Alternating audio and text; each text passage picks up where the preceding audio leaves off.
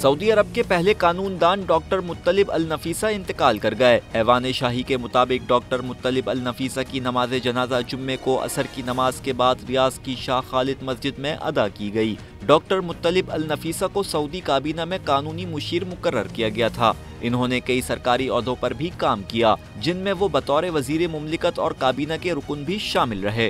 Doctor मुत्तलिब अल नफीसा 1937 में अल कसीम सूबे में पैदा हुए थे। 1962 में इन्होंने काहिरा यूनिवर्सिटी से कानून में ग्रेजुएशन मुकम्मल की और इसके बाद इन्हें स्कॉलरशिप पर अमेरिका भेज दिया गया, जहां इन्होंने हार्वर्ड यूनिवर्सिटी से कानून में मास्टर्स और डॉक्टरेट की डिग्री हासिल की।